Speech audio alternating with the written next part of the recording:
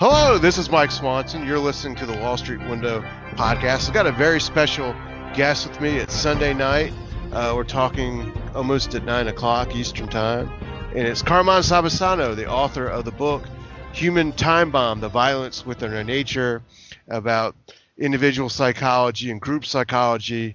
And we are seeing both of them on all of us more than ever before with what's going on in our country and in the world recently. So how you doing today, Carmine? Okay, considering. I think I'm doing okay. I hope that everyone else that can hear us is doing okay. And you've gotten out there, and that we're going to get into exactly what we'd suggested, what not to do, and what we've seen, some of the examples of things that have been going on. But the most important thing I think of everything we can say is to just, not panic about anything, because panic's just going to add more stress to the whole situation. So, we're all going to have to make adjustments. We're all going to be working on our coping strategies. So, now it's, if you can, now is I think a good time with all of the closures and other things that have been going on that we're going to get into. It's a good time to spend this time with the people you care about, with your families. Use this this is a crisis, but also it is an opportunity, and it's an opportunity for us to spend time with the people that we care about and take care of each other until this is done. Definitely, that's probably the best way to deal with it. Today, I gotta say, we're in an incredible moment. I believe this is a historic thing we're going through, and there's two things happening: the coronavirus situation, which we're going to talk a lot about, but also the financial markets. This afternoon, Trump and Pence were scheduled to give a press conference about the coronavirus at 5 o'clock, and I was sitting at my mom's house with her beforehand, and I wanted to watch it to see if there were going to be any travel restrictions announced. And we found out beforehand that some bars are being shut down, restaurants and bars in the state of Illinois. There's somewhere in New Jersey, Newark, they said they're creating a curfew. Yeah, it might actually go statewide, because I heard that Hoboken and another city too. Oh, wow. The containment. And last night, or yesterday, Trump gave a press conference, and I watched it, and a reporter asked him, is he considering travel restrictions inside the United States? And he said they're looking at it on a state-by-state basis, interstate travel, not through the whole country, but major ports, crossings. Where it could be necessary. And I believe, maybe we'll talk about it, we'll get to it, but it will be necessary in some places. I think it actually will be. But I think for me, that was actually a wake-up call I need not to do much traveling over the next month. Yeah. The experts, but anyway, so this thing today, we were watching that, and Trump started speaking, and instead of talking about the coronavirus and so forth, he made an announcement that the Federal Reserve did a interest rate cut, took the interest rate down to zero, and created another bond buying program. They did one Thursday of $1.5 trillion, and now they're doing another one on top of that. And I went and looked on the internet for more details, and one of the things they're doing is cutting the reserve requirements for banks to zero. When your local bank is required to have cash reserves on deposit with Federal Reserve banks of at least a few percentage points on all the loans they're lending out, and they cut that to zero. And this was very unusual for the Fed to do anything on a Sunday afternoon. And it immediately made me wonder, is there a serious problem that's causing them to do this, or do they not know what they're doing? Because it does not instill confidence. The action for people like me watching this, and Trump was celebrating it. And I called a friend of mine that works on a board of directors of a bank and told him what happened. And I said, well, if they cut the reserve requirements to zero, why would they do that? And he said it would mean that the banks are distressed. So I don't want to make this the topic of the conversation, but this is one thing happening where, the stock market's been dropping. There's a lot of stress in the financial markets and problems, and this is happening on top. These things are happening at the same time. Well, what I think they're definitely interconnected, and I think that all of this, you're the market expert, so you can tell me whether I'm wrong about this. But from what I've observed as a layman, the markets seem to function emotionally. I mean, there are people like you who, of course, use the statistics and the numbers and the facts, but a lot of people I see making emotional purchases and sells. Oh, they do. Yeah. And I think there's a similar thing, and this will get us back into the coronavirus. But I think there's a very similar dynamic that I've gone through in both, and that is have had, as the market has gotten more volatile, I've had to reduce my own risk, sell stocks and so forth. I was more invested in January than I am now, and have basically reduced my risk almost every, since it topped out. Yeah. Almost every single week. But I had less stocks in December.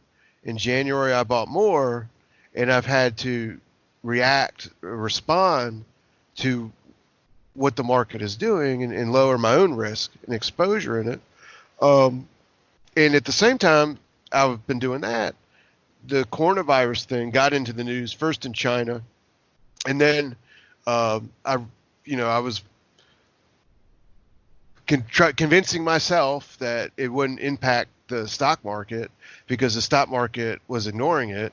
And then there were reported cases in Washington, I think 5 at first in Washington State.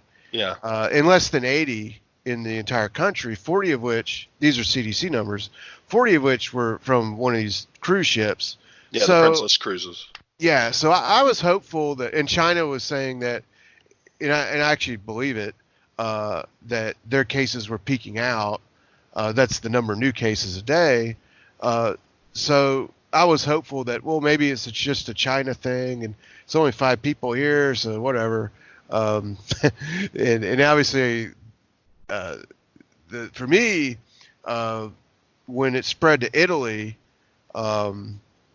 with a large number of people, that was proof to me that that thesis was wrong. And then as time has gone on, I've read more and more about it.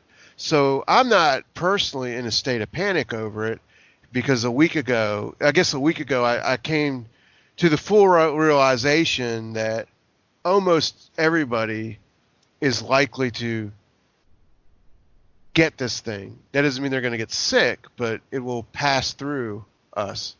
Or you will 80%. or you will come into contact with it. Yeah. At some point, you might be non-symptomatic transmission, but at some point you're going to, because it's like all the other flus, and this is right. Flu season. This is the season for flu viruses. So, yeah, like we said on the last episode, containment was over. Containment was over when we found out the Chinese were lying about when it happened and that they were censoring their own doctors. That's when containment was over. So now I think now it's, like we said last time, vaccines, treatments, and keeping yourself away from sick people. Those 3 things are going to be your best defenses, and then now they're going to have to try localized containment. That's the lockdowns you're seeing that are going to start happening in little cities and in little towns, and unfortunately, I think it's going to extend to big cities because that's where everybody's packed in. Well, so with the market and this virus, for me, what happened, and this is just human psychology, when you are in the stock market and you have investments and they fall in value, you're not sure what is going on, if you should hold or sell or whatever. And at some point, it does become evident that the reasons you bought are no longer correct, and that may mean you should sell.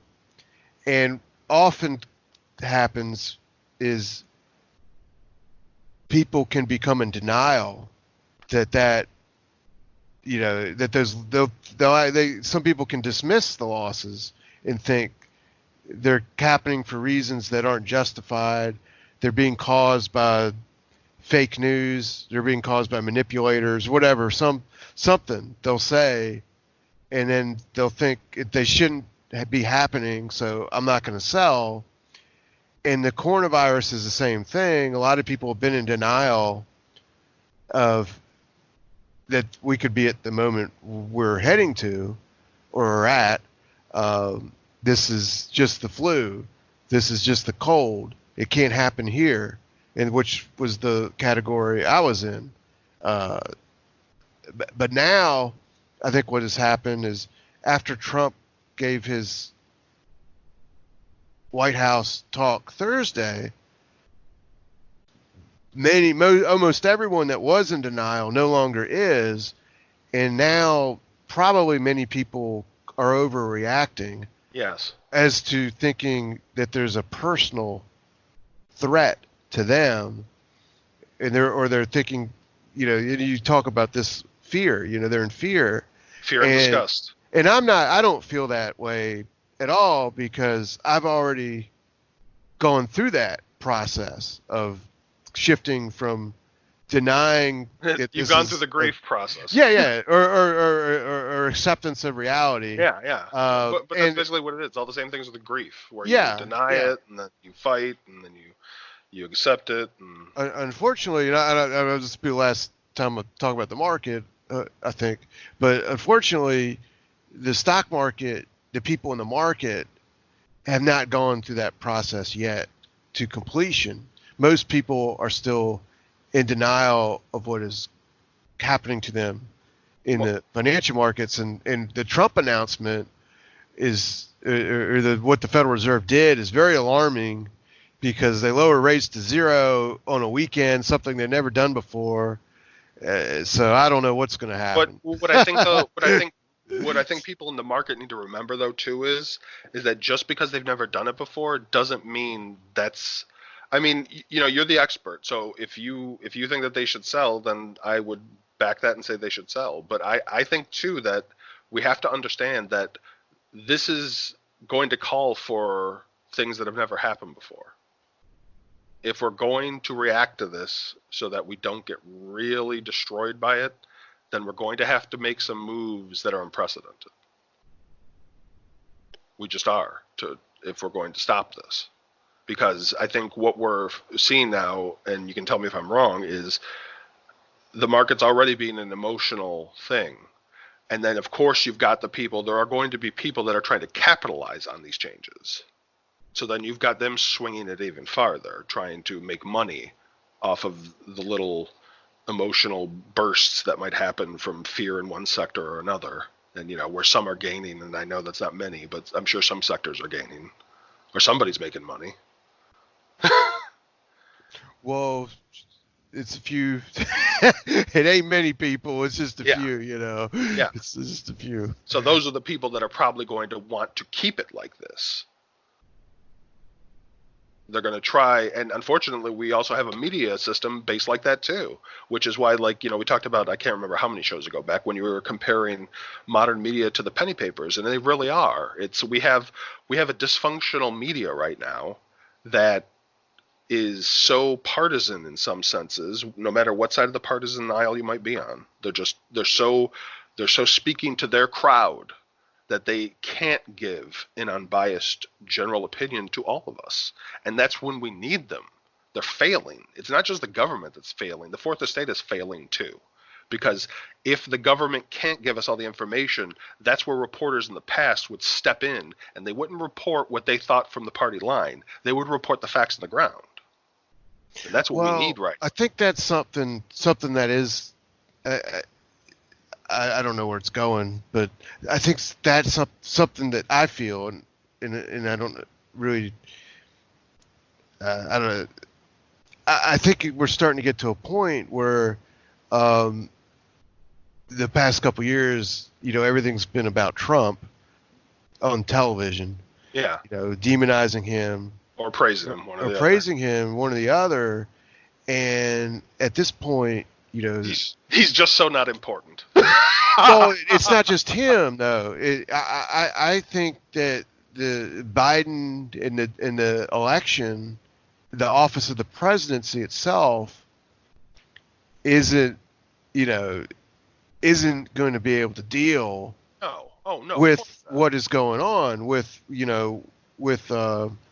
it can't solve the financial things that are happening. Yeah. Or much less this virus thing. Well, I think everybody's reverting back to that. We all love a tribal leader. We all love a strong person to tell us what to do in times of crisis. But what's interesting is this thing with the coronavirus. The federal government has not been the leader. The people who have moved first are, ironically enough, the sports industry, the NBA, and the private sector moved first, and then the federal government followed them. Yeah, you had restaurants closing before school did. Even as far as what government is doing, it's more on the state level where actions are being taken. It's well, and I think too that the problem. And I actually had a conversation with someone earlier today about this, and then I'll get into some of the coronavirus stuff. But I think this brings context. This helps people understand too, not only where we're coming from, but exactly how we're seeing things from our perspective. And I was having a conversation that someone said that we have excessive freedoms in this country, and we do. And the price of those excessive freedoms is that we have a bunch of different states with a bunch of different laws that aren't congruent. So in these times of crisis, you can't just put down one plan that covers everything, because some of the states won't accept it, or they'll want something different, or they'll want to change. That's why we saw the problem in Congress, where they went as fast as they possibly could, but it took an extra day because people were trying to shove stuff into it. They wanted extra for their state, or they wanted extra for their people, which is a problem.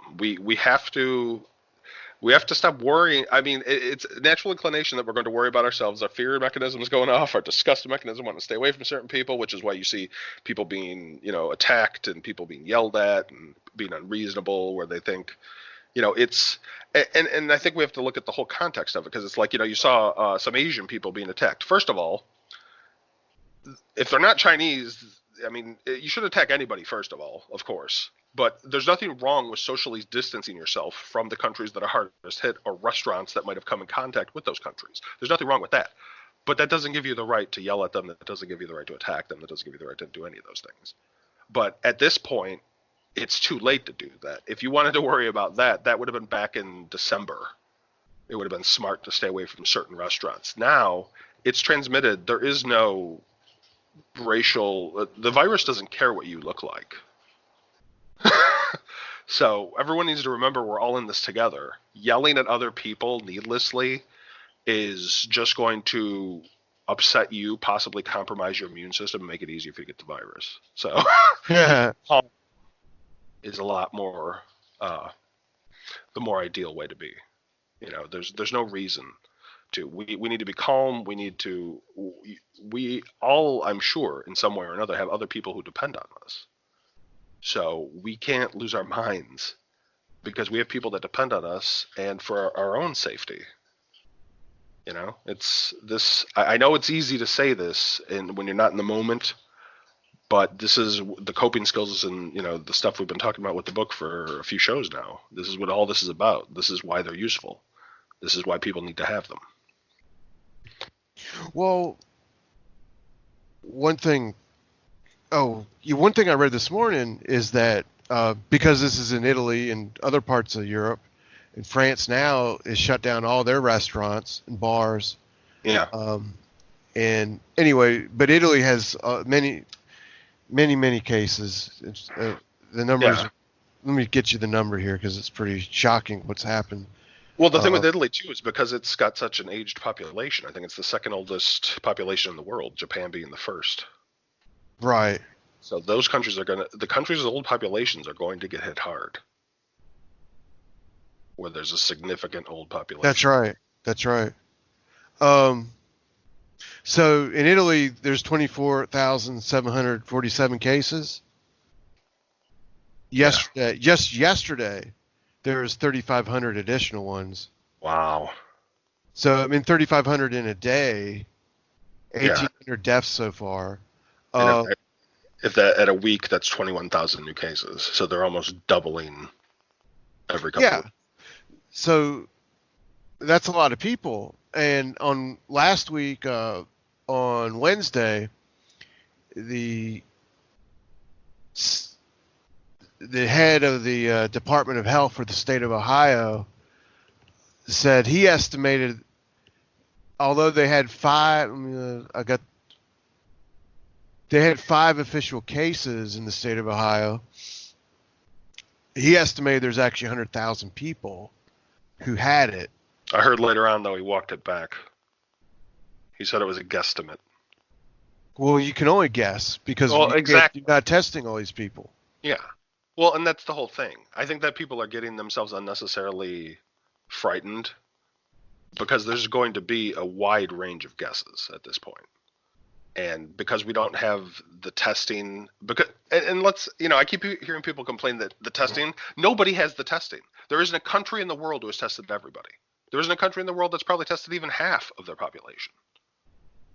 So once again, it's kind of like the containment thing. You should only test the people who are most at risk or sick. Everyone doesn't need to get tested. I don't know why they want to test everybody. Because, I mean, is it just going to be an eternal testing cycle that we're always going back for tests every week? No, there's no need to. Yeah. But look, it's not scary if he says there's 100,000 people that have it. No, there could be more. No, but if the 100,000 people have it at a time where there's only 5 reported cases, that would mean that most people who have it have no idea they even have it. Yeah, they're non-symptomatic. Or their symptoms are so minor that, they got a sore throat or something.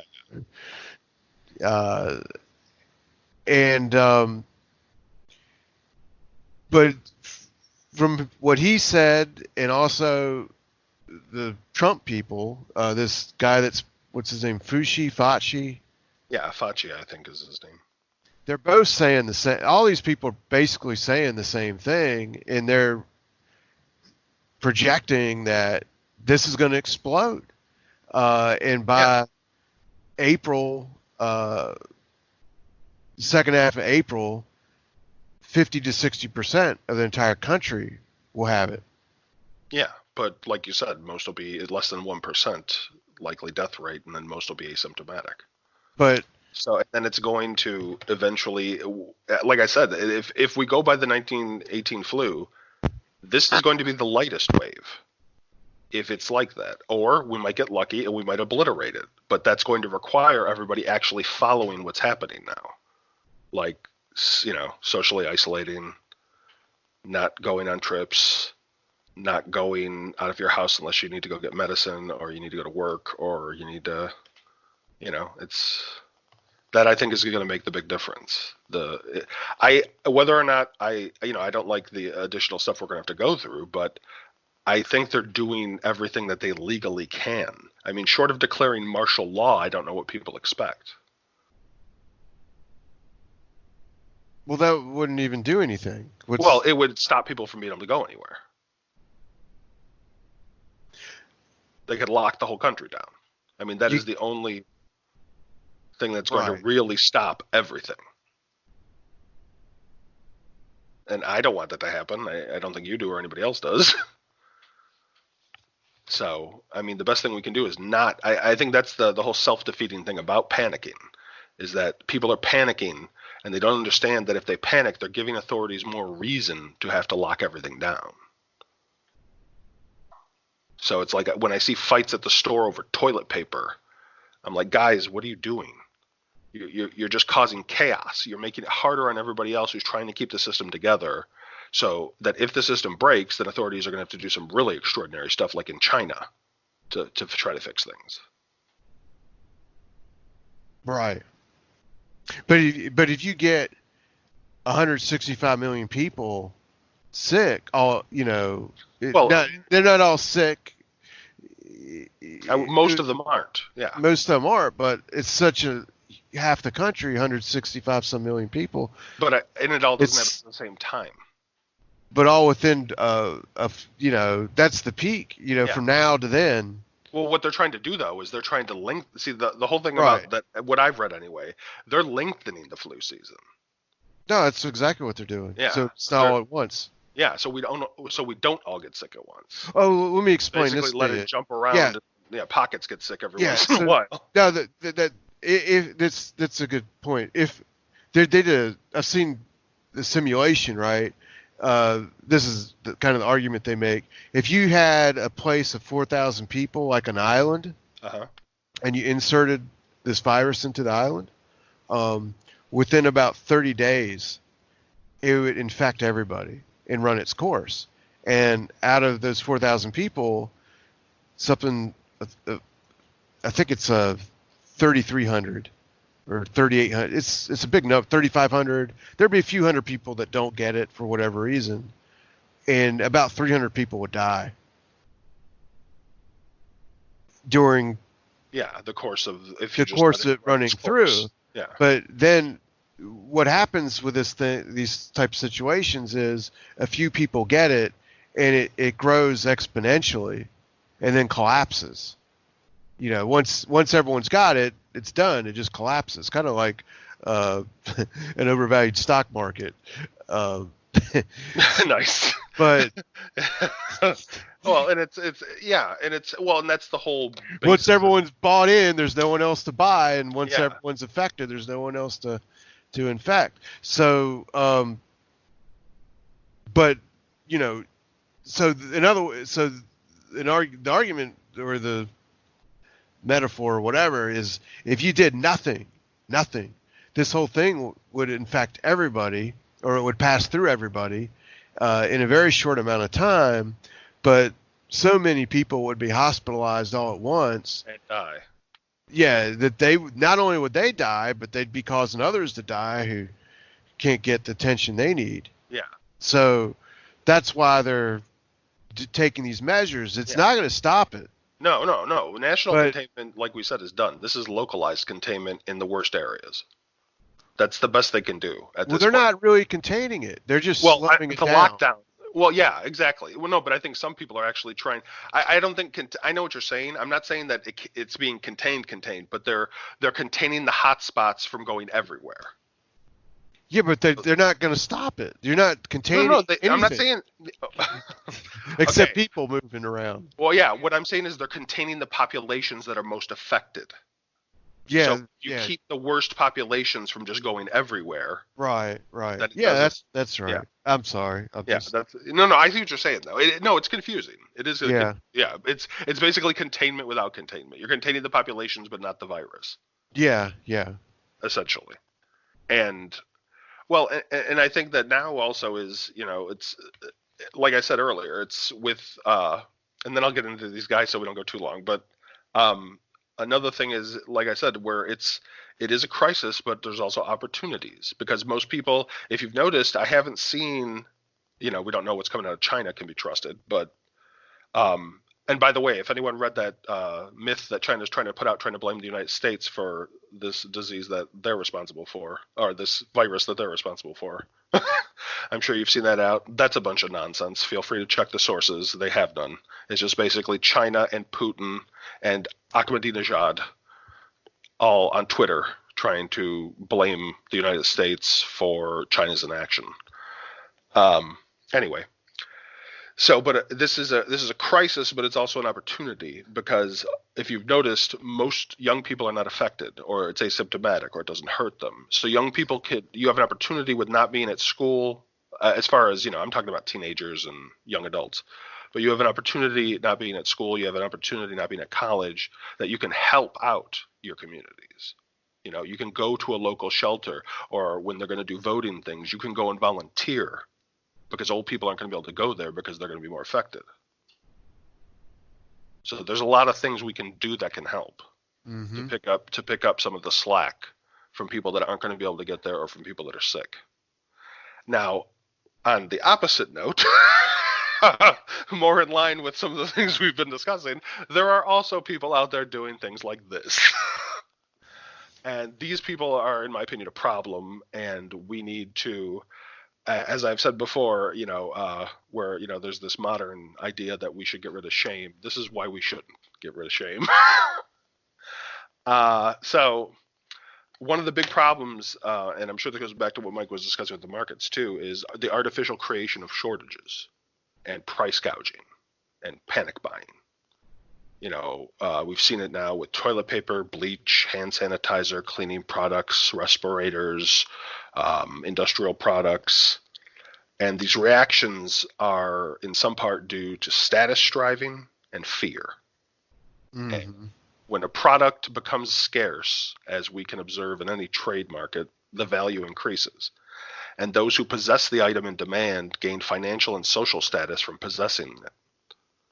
This not only creates scarcity of a staple good, but it makes less available normal hygiene products for public use, and that renders the public levels of hygiene lower and more susceptible to sickness. Unfortunately, this predictable behavior has emerged in multiple news stories, and one titled, "The Hand Sanitizer You Can't Find is in This Putz's Garage," details a story about two brothers in Tennessee who decided to spend over $10,000 to buy all the hand sanitizer, antibacterial wipes, respirator masks, and other supplies in rural areas near Chattanooga. When questioned about their actions, they attempted to make excuses and even stated they were performing a public service and that the markup on their products was fair. These would be price gougers that I referred to earlier. They were reportedly selling bottles of hand sanitizer that normally cost $2 for $70. That is 35 times the normal price, or a 3,500% markup on the cost of hygiene product used by medical workers, doctors, caregivers attending the elderly, not to mention all the other people in their community. And that's just one example. There's thousands. You can go online and see them doing this. Amazon took down, I think, like 1 million listings. And now there's people that are shutting it down and putting, now you see, I mean, if you want to know how serious this is, that you have people out there doing this, not, and then we'll get into the panic buying, which is an even bigger problem, but this is something we need to discuss, and I think people need to pay attention to, and people need to be shamed for doing this. They need to be, I see people doing death threats. Calm down. We don't need to threaten anybody. We don't need to do anything illegal, but certainly they should be told exactly what they are when they do this, and that this isn't just fair. I understand okay, first of all, it's a health crisis. That right there, that should be the end of the argument. It's a health crisis. People are going to die. So now's not the time to make an extra $5. If this was anything else, I probably wouldn't feel any disgust towards these people. If they were just capitalizing on, if it was a bet or a sports team, or it was, a fair market product that they developed and they had just been smart enough to stockpile it when there wasn't a health crisis, I've got no problem with that. But that they're doing it expressly because there's a health crisis, they're doing it and is going to deny other people, professionals who need it. That to me is a problem. That to me endangers the whole society for their greed, that's why we're not a pure capitalist society. We have laws, we have regulations. You can't just buy whatever you want and to hell with the rest of the society, because then we don't have a society. So anyway, personally, I don't know how you feel about it, Mike, but I would suggest confiscation and then they can be given out to all the medical people who need it, and a nice heavy fine for those that are buying scarce hygiene products for mass resale at inflated prices. Yeah, it's really tricky people doing stuff like that. That's for sure. They're trying to think they're going to make a monopoly, I guess. Yeah, I really think that. And and like I said, if if this was, there's so many other things. I'd have no problem with this if it wasn't people's lives on the line. But that's where, to me, it can't be accepted. It has to be stopped now, and everybody should be against this. Nobody, and anybody that tries to take advantage of other people in this too, they're right about up there with them too, because this is when we should be coming together, not trying to take advantage of each other. And well, that's what you just said there. The last thing is, like, I don't even know how to articulate it, or even it's a, yeah, I don't know what's. It's our worst nature, unfortunately. No, well, human nature. The politics thing, Yeah. The Trump and the partisanship and this and that's dominated the news and so much of everything you get on Facebook or social media. It's what's dominated everything.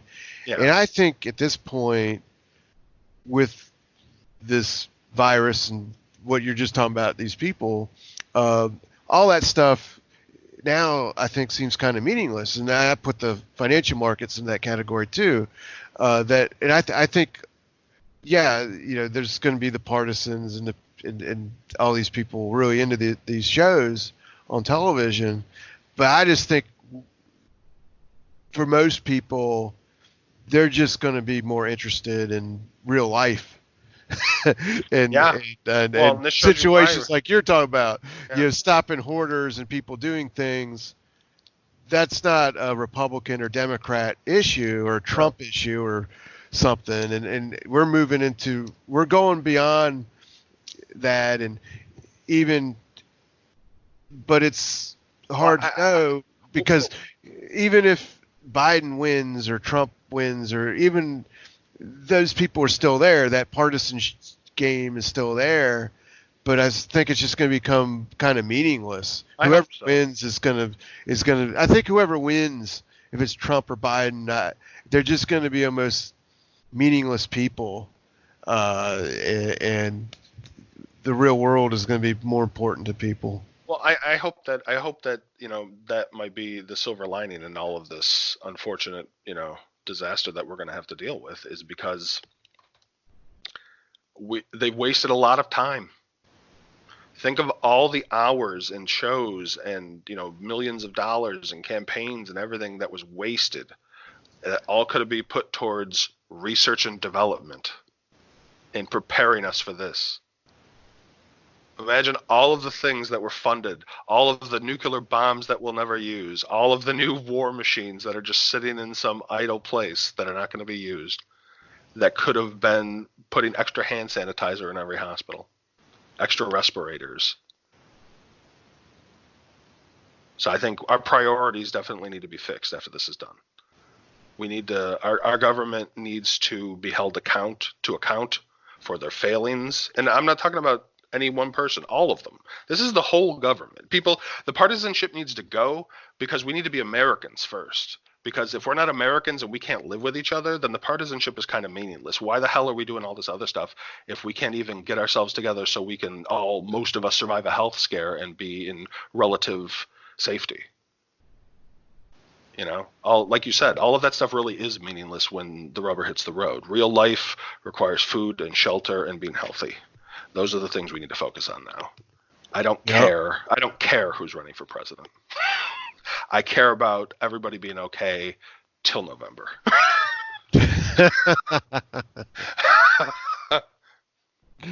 Well, I agree with you. And,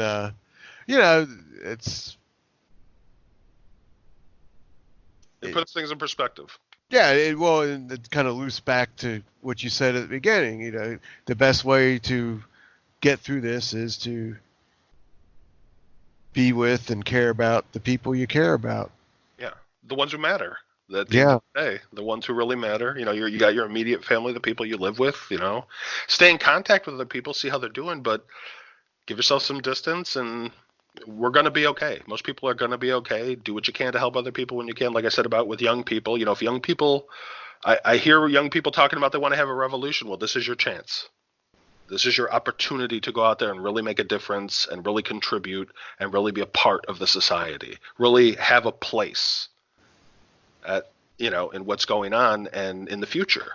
Because the decisions that are made over the course of these months are going to affect the future and how well we recover and how fast we recover.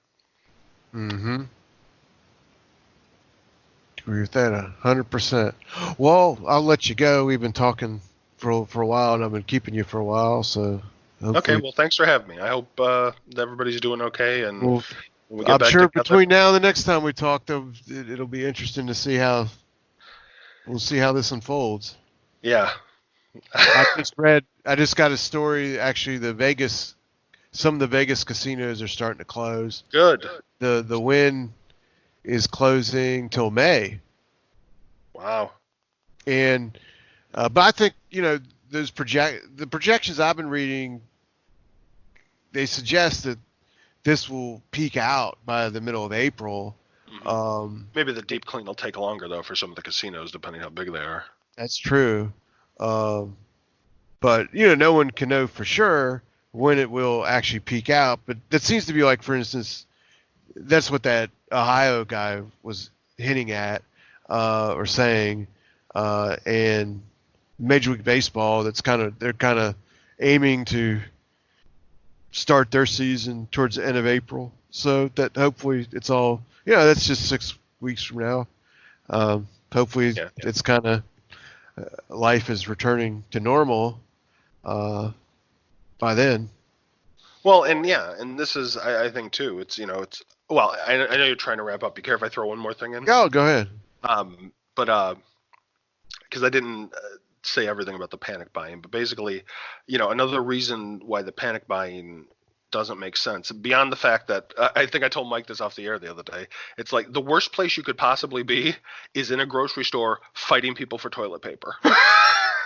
If you want to catch the virus, do that.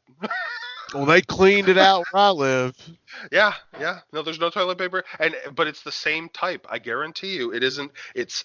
I would probably 50 to 70% panic buyers, but it's also the price gougers, just people that are hoarding, that want to slowly release it out. And I hope that they fail. I hope they all get stuck with a bedroom full of toilet paper, and that the companies just increase production, and that's it. Mm-hmm.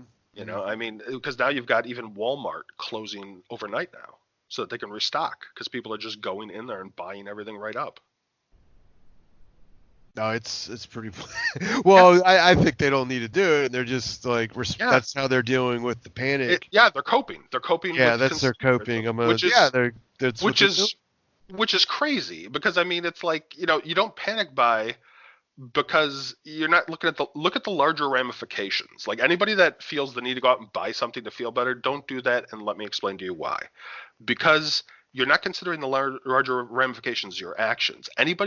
If you care about another person in a different city or state or country, you have to remember that local and international shortages affect everyone. For every can of food or essential item someone hoards needlessly or buys to make a profit, there's one less can or respirator available to the people most in need and health workers. So we have to keep that in mind. Buy what you need, don't buy more, because other people need it too. Definitely. Yeah. Well, I'll let you leave with that last word, and we'll talk again soon. Thank you. Okay. Thank you, Mike. Have a good one.